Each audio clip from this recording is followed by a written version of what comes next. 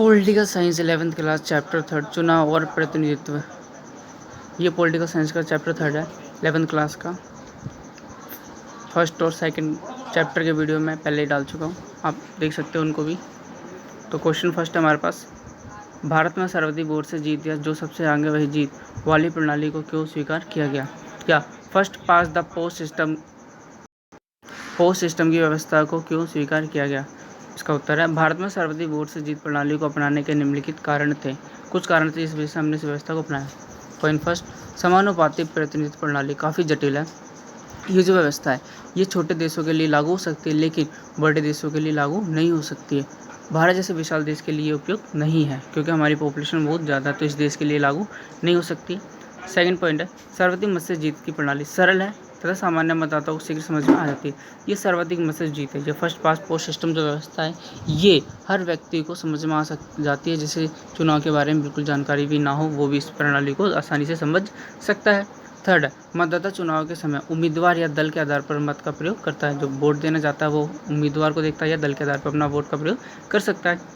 Fourth, इसमें मतदाता के समक्ष विकल्प होते हैं।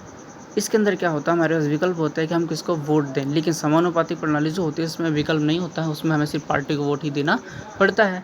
फिफ्थ, सर्वाधिक वोट से जीत प्रणाली में मतदाताओं को अपने प्रतिनिधि की जानकारी होती है, जबकि समानुपातिक प्रणाली में पता नहीं होता है कि आप किसको वोट दे रहे हो।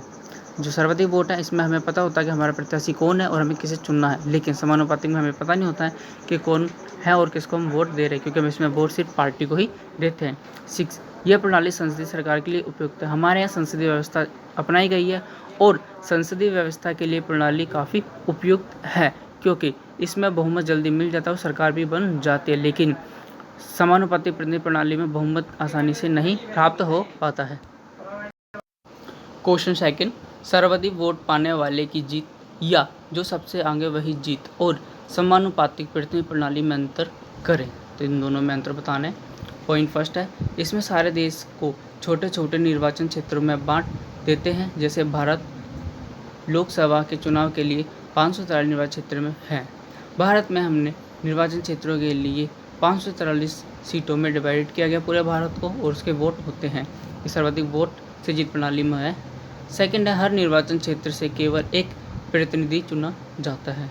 पूरे भारत में सिर्फ हर इलाके से सिर्फ एक ही प्रतिनिधि चुना जाता है। जो 543 सीटें डिवाइड की, जैसे दिल्ली में 7 हैं तो हर जगह से एक एक व्यक्ति आएंगे, तो दिल्ली 7 आएंगे। जैसे यूपी में 80 हैं तो वहाँ से 80 प्रतिनिधित्व आएंगे। थर्ड, मतदाता प्रत्याशी को वोट देता है। जो मतदाता होता है वो अपने प्रत्याशी को वोट देता है। फोर्थ है, पार्टी को प्राप्त वोटों के अनुपात से अधिक या कम सीटें विधायिका में मिल जाती है। जो हमारे विधायिका होती है वहाँ पे सरकार बनती है, उसमें पार्टी को जो वोट प्राप्त होता है उससे अधिक या कम सीटें भी मिल जाती हैं। फिफ्थ है, विजयी उम्मीदवारों को ज़रूरी नहीं कि वोटों का बहुमत मिले। जो इलेक्शन जीतता है उसको ज़रूरत नहीं होती है कि वो 50% से ज़्यादा वोट ले या बहुमत प्राप्त करे, वो कम वोटों से भी जीत सकता है। 6, उदाहरण है जो देश हैं यूनाइटेड किंगडम और भारत में ये प्रणाली अपनाई गई है और यूनाइटेड किंगडम में भी। अब समानुपाती प्रतिनिधित्व प्रणाली। पॉइंट फर्स्ट, किसी बड़े भौगोलिक क्षेत्र को एक निर्वाचन क्षेत्र मान लिया जाता है। पूरा का पूरा देश एक निर्वाचन क्षेत्र गिना जा सकता है। इस व्यवस्था में क्या होता है, पूरे देश को एक सीटों में डिवाइडेड नहीं करते, पूरे देश को ही मान लिया जाता है कि पूरा देश है सीटों का भाग। पॉइंट सेकंड, एक निर्वाचन क्षेत्र से कई प्रतिनिधि चुने जा सकते हैं। हर एक निर्वाचन क्षेत्र होता है और उस निर्वाचन क्षेत्र से एक नहीं कई आ सकते हैं, 5, 4, 3, 2 जितने मर्जी आ सकते हैं। थर्ड है, मतदाता पार्टी को वोट देता है।